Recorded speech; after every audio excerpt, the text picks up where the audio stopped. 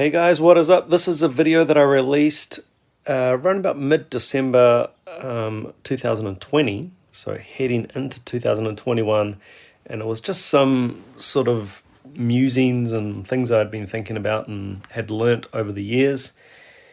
And you know, this type of content is not for everybody. Anything sort of approaching sort of that self-help sort of world can be a big turn off for a lot of people. So if it's not for you, that's not for you, that's fine. But yeah, it's stuff that really rang true for me, and enough so that I'd put it into a video and sort of stand by it. So I'm re-uploading the video, and hey, maybe it's not for you, but maybe it'll help someone out there, or get somebody thinking about something that might help you heading into the new year. So here it is. Enjoy. Hey, what is up YouTube? Andrew Rooney here. I hope you're all doing well. After 20 years of teaching and thousands of gigs, many successes, and many failures along the way, I thought I just had to get some of these ideas out and share them with you in the hopes that perhaps they might spark something with you or resonate with you in a way that they didn't always with me, unfortunately. I certainly wish someone had told me some of these things. Instead of do more paradiddles or do inverted paradiddles, do double, triple paradiddles, or do more piano scales, do faster piano scales. Is that really going to help? Or maybe I was told these things and I wasn't listening, or I wasn't ready to hear it. So just a little background on me, because if someone was going to be barking advice at me online, I would be pretty skeptical and curious about their background. I was bouncing around various different things in the music world, played in the high school band, that kind of typical thing. Nothing was really happening, and then I decided to take things a little bit more seriously, knuckle down, and I went and did a music degree in jazz performance at Auckland University. Started there in 2006 and finished in 2009. That set in motion the launchpad to pursue a full-time career as a working drummer and as a full-time teacher. Whether you're a drummer, a musician, or a general civilian, perhaps one of these points will resonate with you and help you possibly as much as they helped me. Let me preface this by saying in 2020, there is no lack of learning material and drumming resources.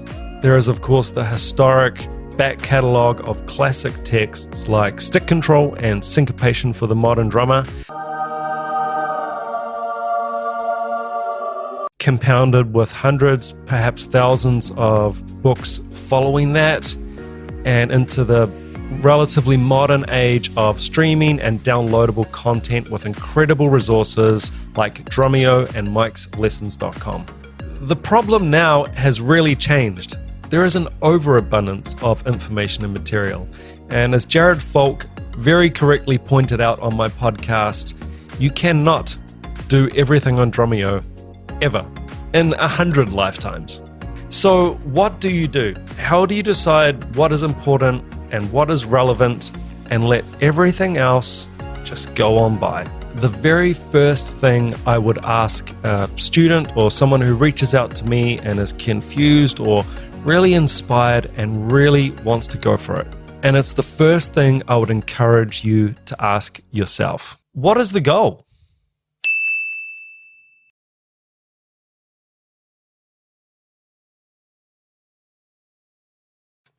Maybe that doesn't connect with you. Goal setting. Sounds like a bit of a Tony Robbins style lecture. I just want to get faster singles, or I just want cleaner piano scales. I don't really care about all that stuff. The real question is, how is that going for you? And where is that leading? What exactly is fast enough? And when is something big enough? And how does that transfer into usable and valuable skills? Is there a speed where you all of a sudden become hireable? Let's reframe the question for those that goal setting is just an instant turn off. What do you want to do? Not what I want you to do or what someone else wants you to do. What do you want to do, and who do you want to become? Who do you want to play music with? How many Instagram followers do you want? I don't know. Those kind of things are not up for judgment at all. Do you have a vision of what that looks like and what it entails in terms of action and practice and getting in the grind?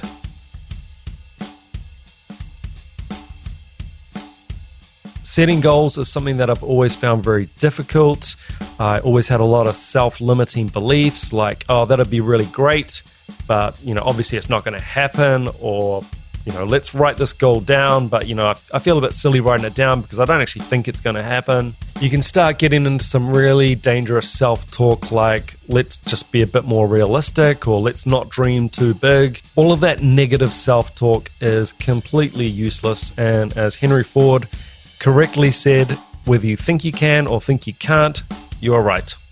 I think one of the big barriers with setting goals is that the goals require faith and belief that it's going to happen. No one likes to feel like a failure, and there is a massive fear that by not reaching the goal, you've failed.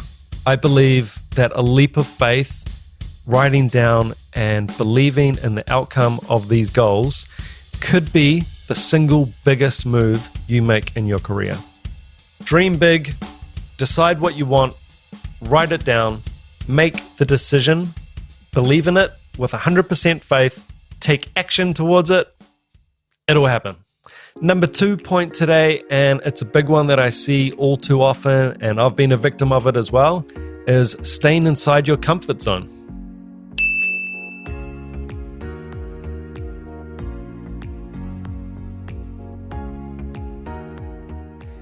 You need to get comfortable being uncomfortable. There is absolutely no growth within your comfort zone. I have had so many uncomfortable situations in my career, and looking back now, they were absolutely essential to get me where I am today. If you are nervous about a gig or a jam or a recording session or an audition, just remember that's completely normal. You've invested a lot of time, perhaps money, and heart and soul into this endeavor, and you're taking it seriously. So yeah, it hurts when things don't go right. I really dig this Michael Jordan quote, and he said, "I've missed more than 9,000 shots in my career. I've lost almost 300 games. 26 times I've been trusted to take the game-winning shot and missed. I've failed over and over and over again in my life. It doesn't matter how many times you get knocked down. All that matters is you keep getting up." At some point you will fail, and if you're not, that is very concerning because you're in your comfort zone. And the more that you can embrace doing hard things, that starts compounding, and your tolerance starts getting bigger and bigger to take on bigger challenges. The ego can be a big barrier here because that's going to tell you not to do things where you could potentially fail. So yeah, just going to have to drop the ego on this one. Don't strive for perfection. Don't try and be perfect. Be a student. And finally, on this comfort zone theme, it is really important as a musician to play with musicians who are better or more advanced than you are. Again, very painful, and you might hear some feedback that you don't want to hear, but it's crucial. Always put yourself in the position of student and not master. Always be humble. My third reason for perhaps why you're not developing as you would hope is not taking the shortest or most obvious route to your goal.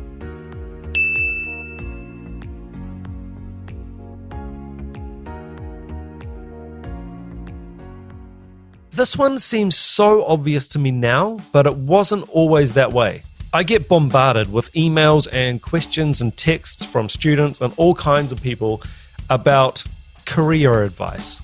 A good example of this is a really common question such as, I want to get into this band, what should I do? Or I want to be in a band, what should I do? How should I go about that? But the answer is so simple to me now. It's just get in a band. Now let me explain that. You will never be ready. There is no such thing as ready. You don't practice for 5 years in your bedroom and a buzzer goes off and someone tells you, hey, you're ready to be in a band now. Instead of 5 years practicing to get into a band, I would get into a band and play in the band for 5 years. 5 crucial years of development and practical experience in a band. If you can play a solid backbeat on the drums, you are qualified to be in a band.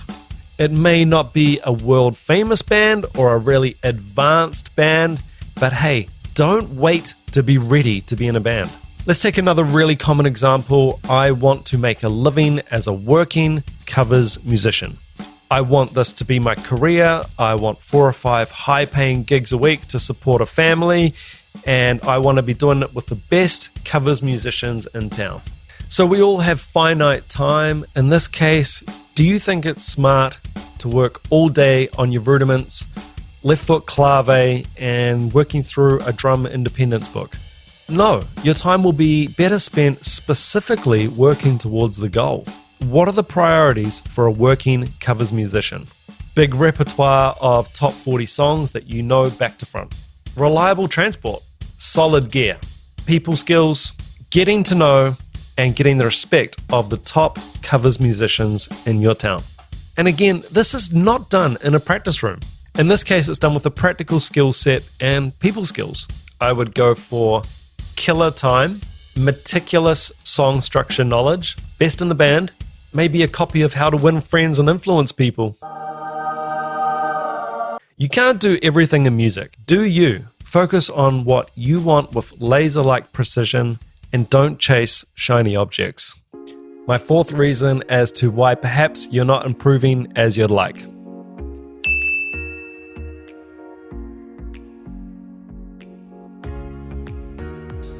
You're not respecting the grind. I recall one day at music school in the middle of a combo performance, our lecturer stopped us. Stopped us mid-song and said, "You guys don't know your instruments."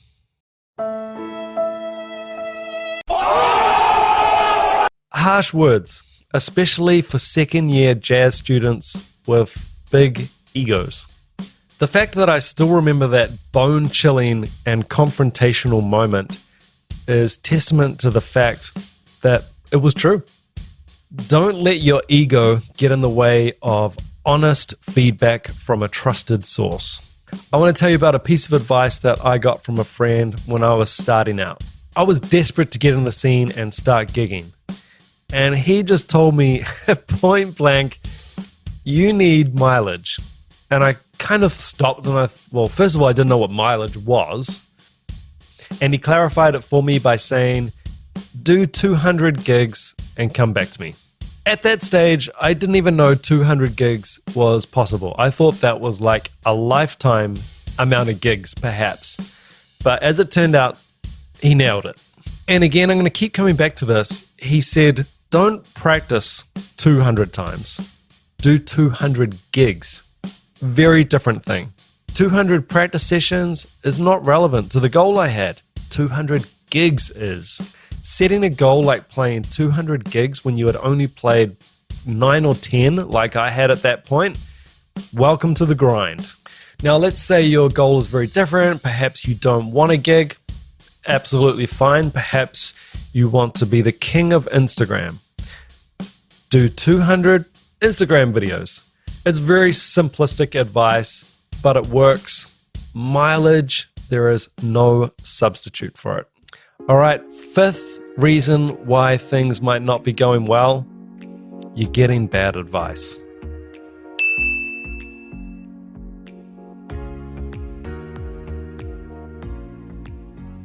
In 2020, if you post on a Reddit drum forum or drum Facebook group, a question such as, which ride cymbal should I get? What is the fastest kick pedal? You will get bombarded with 587 different recommendations. Remember, these people don't know you. They don't know how you play, how loud you play, how quiet you play. They don't know what kind of sticks you use. They don't know what room you're in. Is this for live, studio, mic'd, unmic'd? What's your preferred sound? And on and on and on. Again, the lottery approach to music and music education, it just doesn't work. Let's bring it a little bit closer to home. I got slammed in some YouTube comments because what I thought openly said that I don't know anything about metal drumming. I don't listen to it, I don't teach it, and I don't even own a double kick pedal. I don't get hired to play it, and I'm not well versed in the language of metal drumming at all. I got roasted because apparently all drum teachers should know all styles. Terrible advice. I know a lot of really, really good players. None of them would claim something as stupid and naive as knowing all styles. I'd be very concerned and wary of anyone claiming to have every style down. It doesn't happen. I try and be an open book as much as possible. I leave all the information out there. You can head over to my website to see what I have and haven't done. People come to me for general drumming fundamentals. I'm usually pretty good with young students, or perhaps someone wants to come to me for a cruise ship gig or theater type work, because that's my background. Heavy metal? No, not your guy. I'll send you down the road to someone who I really trust, who is an expert in that field, because that's the responsible thing to do. So who are you getting advice from? Do you even know who they are? Are they verified? And is this someone who you should be listening to? And I'll put trolls in here as well. They're not normally out giving too much wobbly advice. They're normally more interested in trying to be funny or get a reaction out of you. As Arnold Schwarzenegger said, ignore the naysayers. So essentially my fifth point, get good advice. All right, congratulations for hanging in this far. My sixth reason why things might not be working out is you don't have a why.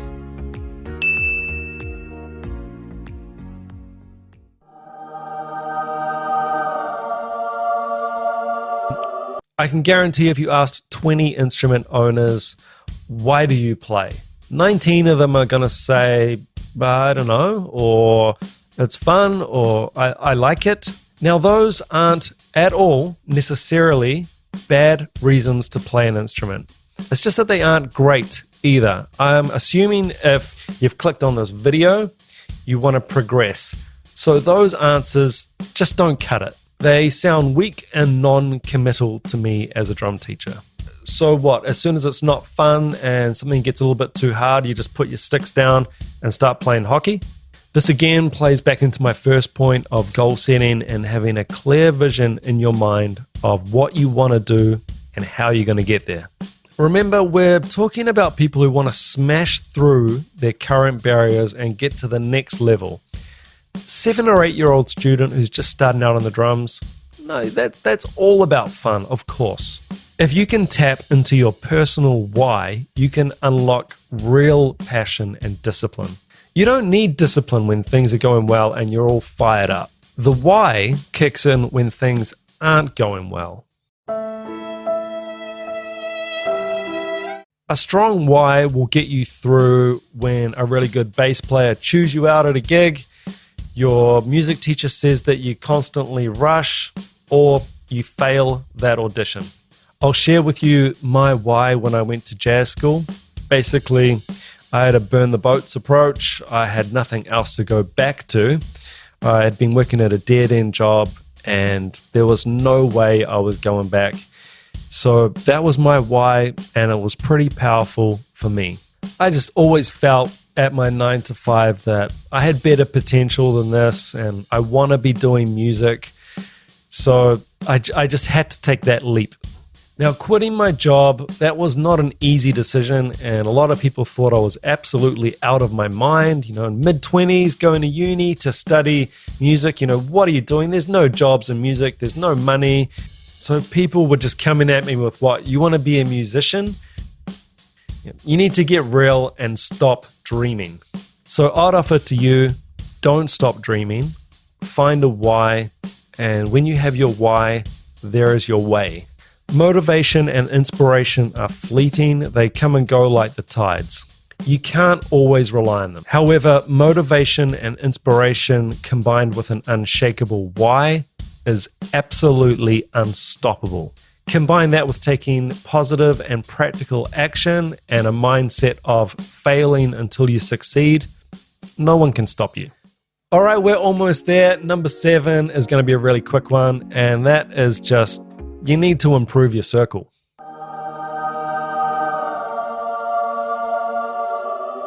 Couple of quotes that I really like. The first one is from Jim Rohn. You are the average of the 5 people you spend the most time with. Next one is from Darren Hardy. This is quoted from his awesome book, The Compound Effect. The people you habitually associate with determine as much as 95% of your success or failure in life. Lastly, this one's just a banger. Dan Pena. Show me your friends and I'll show you your future. Watch your friends and watch your circle. They inform your beliefs. They'll either drag you up with them or drag you down. Okay, final point for today, and thanks again for sticking in there, is you got to practice gratitude.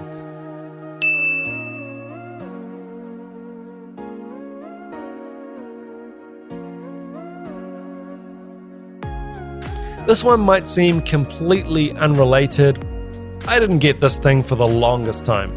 Be grateful and I'll get better at drums or guitar or life. To my surprise, being grateful for what you have currently can lead to the most amazing things. Things really changed for me when I started noting down a couple of things that I was grateful for before going to sleep. And a curious side benefit is that you sleep a lot better. Go to sleep positive, wake up positive, game changer. Let's say you're a drummer and things aren't going well. Write down, before you go to bed, I'm really grateful that I have a drum kit. Maybe you don't have your dream drum kit yet, or perhaps you don't even have a drum kit. Write down, I'm happy I've got arms and legs, so one day I can play a drum kit. Don't search too hard for things to be grateful for. They're all under your nose. I'm grateful I've got a roof over my head. I'm grateful for my family. It was a sunny day today. I read a great book. Anything. Honestly, anything. If you can get into the habit of always seeing the glass as half full and not half empty, everything changes.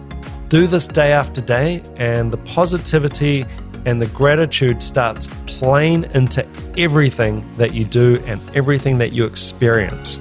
You start finding reasons why instead of why not. If you enjoyed this video, please be sure to subscribe, hit the like button, and leave a comment with any point that resonates with you. And with that, I'm going to let you go and drink some coffee. I really hope you have a wonderful day.